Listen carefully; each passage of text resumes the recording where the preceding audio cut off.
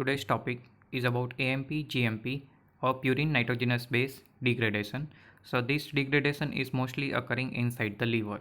Now first we will look about the metabolism of AMP, that is adenosine monophosphate. So first it is converted into the adenosine with the help of 5' nucleotidase enzyme. So AMP, that is nucleotide, is now converted into the nucleoside.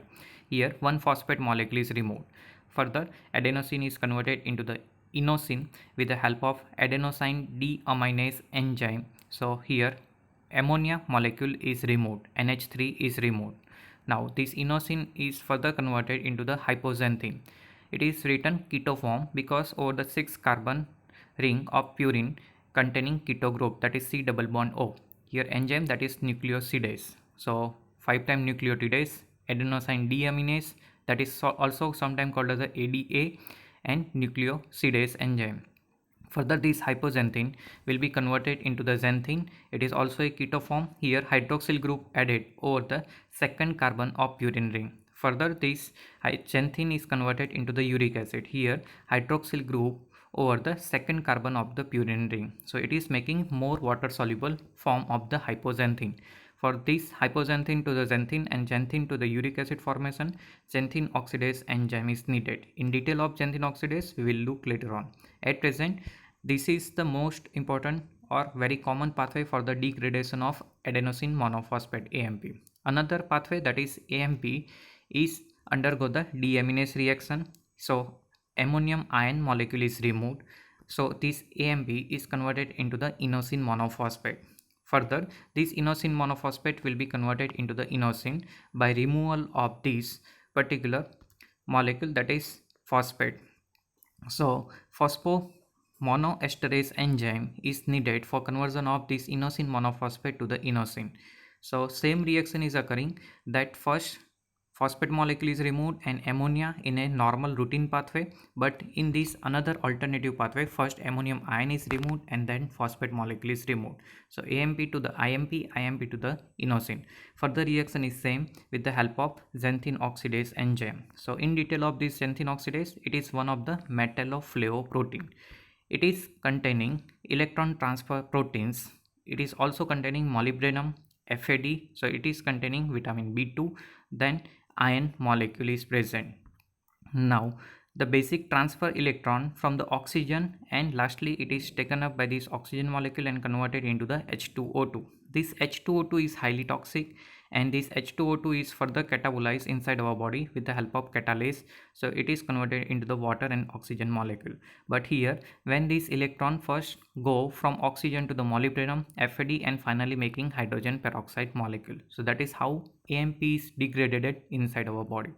Further, another important purine nitrogenous base or purine nucleotide, that is GMP, guanosine monophosphate. So first it is converted into the guanosine with the help of 5' nucleotidase enzyme.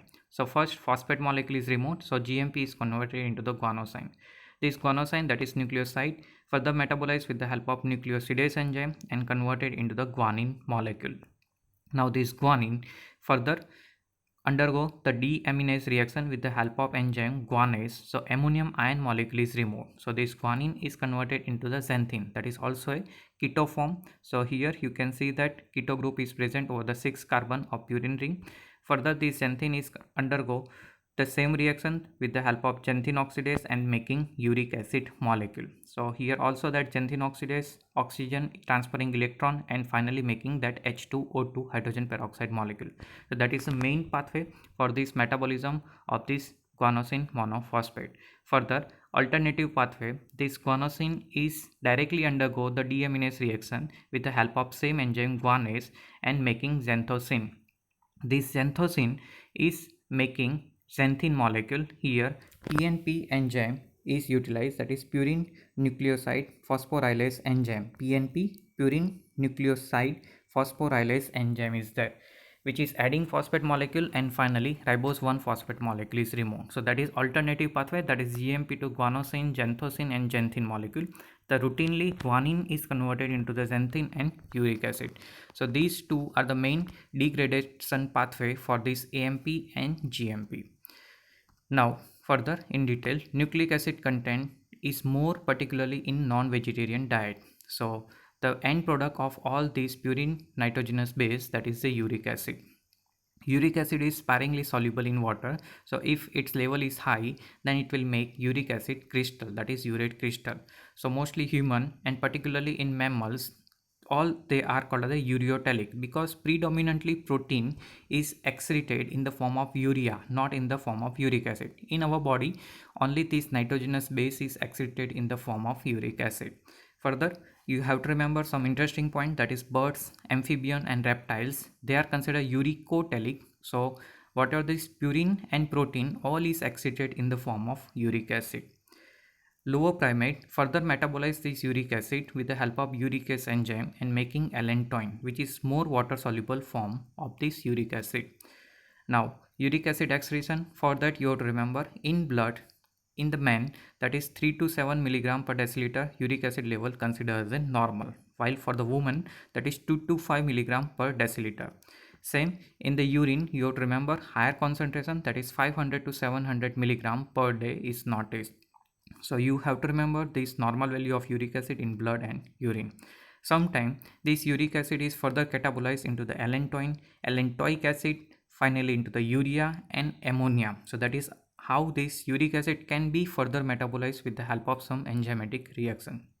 Now, this uric acid also acting as a strong antioxidant. So it has a strong reducing action. So it is working as an antioxidant. It is also act as a free radical scavenger, acting together with the thiol group of the protein. So uric acid is also sometimes considered an antioxidant. So if any other molecule which is not antioxidant and uric acid is written, you have to identify uric acid as an important antioxidant molecule. Further, this purine catabolism is also related with some disorder. So if uric acid level if more than 7 milligram per deciliter in blood, that is considered as a hyperuricemia.